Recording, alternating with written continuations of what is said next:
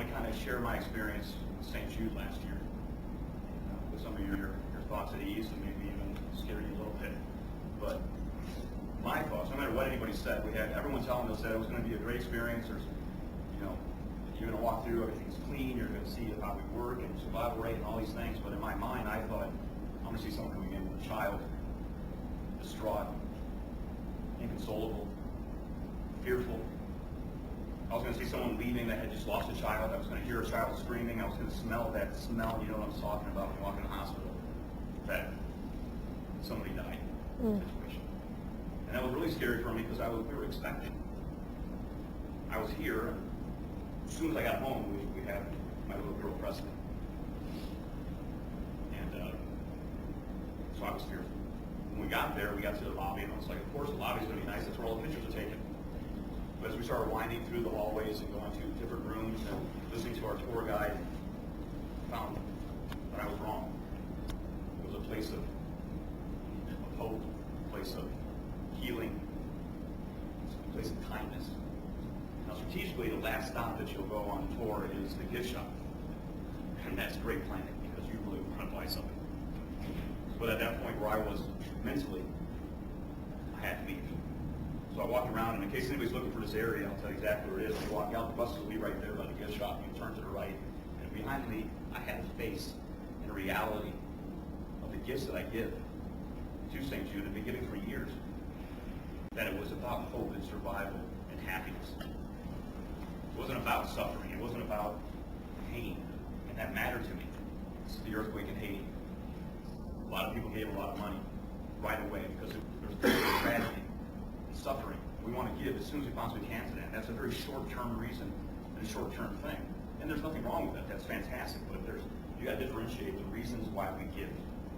You give because you want immediate results. You want that right away solution, like we have in Haiti, or like the tornado that ripped through this area just recently, or the one that was in Mississippi through Alabama, 1.5 miles wide, 150 miles long. The earthquakes, we had an earthquake in Illinois. There was no reason to give, it just woke us up.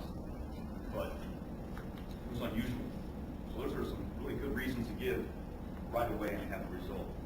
Now, St. Jude, the survival rate of leukemia is 90%. That's amazing. That's one of the reasons in my heart we give. We give because I want to see the end result, because if you gave to an organization that there was never any relief, never any healing, never any hope, stop giving.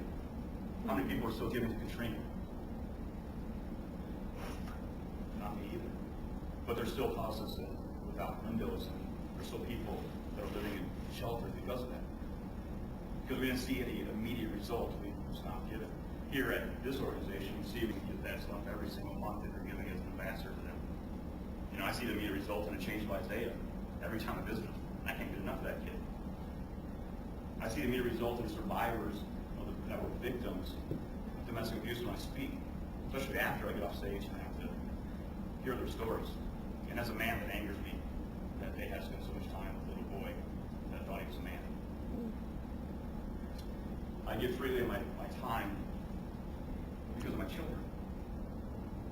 I give freely of my time and my money because of my dog. Those might be little reasons, but they're part of me. So all I'm saying is find your reasons.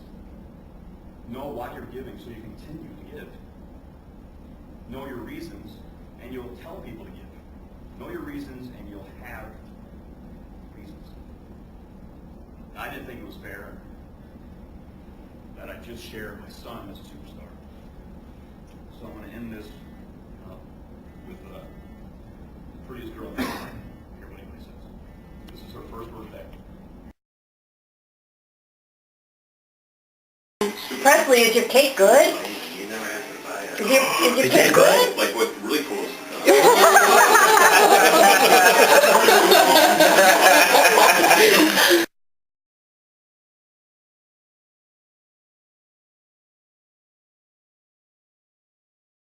I want to thank you for your time. Thank you for your attention. And I personally, unless you haven't heard it from the charities that you give to, I want to thank you for that. Thank you.